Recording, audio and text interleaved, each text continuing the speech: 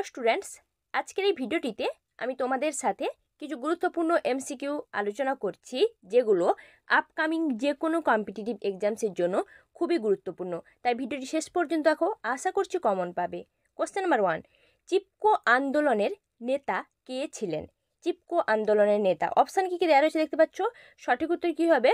Option B, Sundarlal Bahuguna, যিনি একজন ভারতের পরিবেশবাদক ছিলেন। চিপকো আন্দোলন, যেটা 1970-এর দশকে উত্তরপ্রদেশে প্রথম শুরু হয়েছিল। এই আন্দোলনটি মূলত গাছ থেকে কাঠ কাটার বিরুদ্ধে আন্দোলনটি হয়েছিল। গাছকে রক্ষা এবং বনভূমি ধ্বংস হওয়ার বিরুদ্ধে এটা একটা আন্দোলন ছিল। নেক্সট, নুনকুন শিখরের বৃহত্তম হিমবাহ কোনটি? নুনকুন শিখরের বৃহত্তম হিমবাহ, অপশান দেখো কী কী দেওয়া রয়েছে। সঠিক উত্তর হবে অপশান এ, গাংরি হিমবাহ, যার দৈর্ঘ্য হচ্ছে 13 কিলোমিটার। ঠিক আছে, নুনকুন শিখরের এটা হচ্ছে বৃহত্তম হিমবাহ, গাংরি হিমবাহ। নেক্সট প্রশ্ন, মাইকেল মধুসূদন দত্ত রচিত প্রথম নাটক কোনটি? দেখো, নাটকগুলোর নাম দেওয়া রয়েছে, বিভিন্ন নাটক, তার মধ্যে প্রথম নাটক কোনটি? সঠিক উত্তর হবে অপশান এ, শর্মিষ্ঠা। শর্মিষ্ঠা হচ্ছে মাইকেল মধুসূদন দত্ত রচিত প্রথম নাটক, এমনকি এটা বাংলা ভাষায় রচিত প্রথম নাটক। ঠিক আছে, নেক্সট, মহাকাশ বিজ্ঞানের প্রসঙ্গে বেন্নু কি? অপশান কী কী দেওয়া রয়েছে দেখো। মহাকাশ বিজ্ঞানের প্রসঙ্গে বেন্নু, সঠিক উত্তর হবে অপশান বি, গ্রহাণু। নাসা হচ্ছে বেন্নুকে সবথেকে সৌরজগতের বিপজ্জনক গ্রহাণু হিসেবে চিহ্নিত করেছে। গ্রহাণু হিসেবে চিহ্নিত করেছে বেন্নু। ঠিক আছে, নেক্সট, জগন্নাথ মঙ্গল এর রচয়িতা কে? জগন্নাথ মঙ্গল, অপশান কী কী দেওয়া রয়েছে দেখো। জগন্নাথ মঙ্গলের রচয়িতা কে?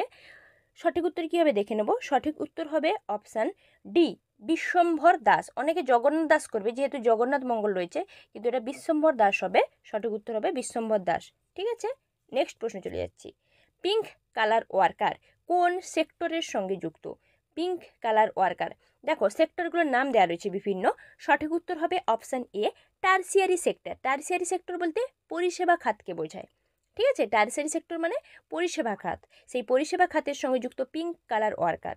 নেক্সট প্রশ্ন, শাহনামা গ্রন্থটির রচয়িতা কে? শাহনামা গ্রন্থটির রচয়িতা কে? অপশান কী কী দেওয়া রয়েছে দেখতে পাচ্ছ। সঠিক উত্তর কী হবে দেখে নেব। সঠিক উত্তর হবে অপশান এ, ফিরদৌসি। ফিরদৌসি, যিনি একজন ফার্সি ভাষায় কবি ছিলেন, বর্তমানে একজন ইরান কবি। শাহনামা গ্রন্থটি উনি রচনা করেছিলেন, ফিরদৌসি। ঠিক আছে, নেক্সট প্রশ্নে চলে যাব। হরপ্পা সভ্যতার কোন অঞ্চলে সাইনবোর্ড পাওয়া যায়? দেখো, হরপ্পা সভ্যতার বিভিন্ন স্থানগুলোর নাম দেওয়া রয়েছে, তার মধ্যে কোন অঞ্চলে সাইনবোর্ড পাওয়া যায়? সঠিক উত্তর হবে অপশান বি, ধোলাভিরা। হরপ্পা সভ্যতায় ধোলাভিরাতে সাইনবোর্ড পাওয়া গেছে, বা সাইনবোর্ড পাওয়া যায়, উদ্ধার করা হয়েছিল একটা সাইনবোর্ড।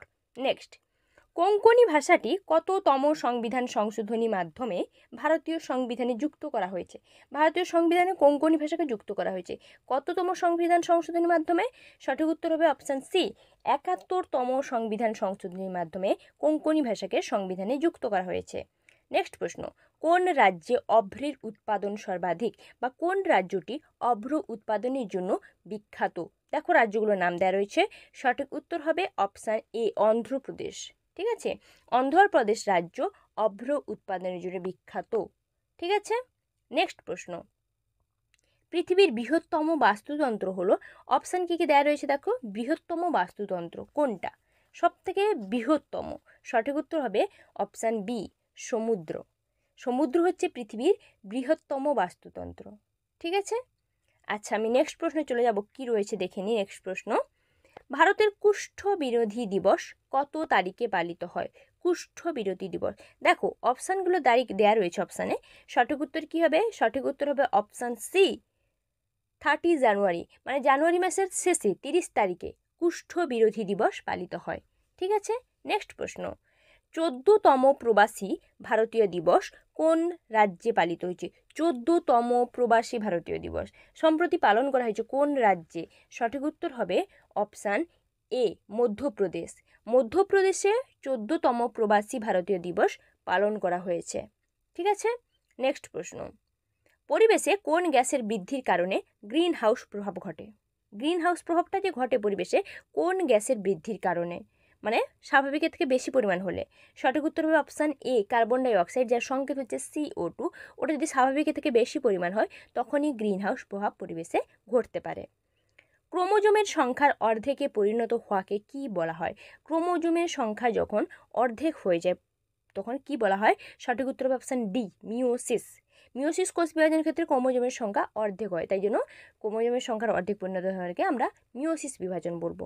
ঠিক আছে, thanks for watching my video. এখনও যারা আমার চ্যানেলকে সাবস্ক্রাইব করোনি, নতুন নতুন কন্টেন্ট পাওয়ার জন্য চ্যানেলটিকে সাবস্ক্রাইব করো, ভিডিওটিতে লাইক কমেন্ট শেয়ার অবশ্যই করো, যাতে ক্রিয়েটাররা আরও বেশি করে মোটিভেট হতে পারে।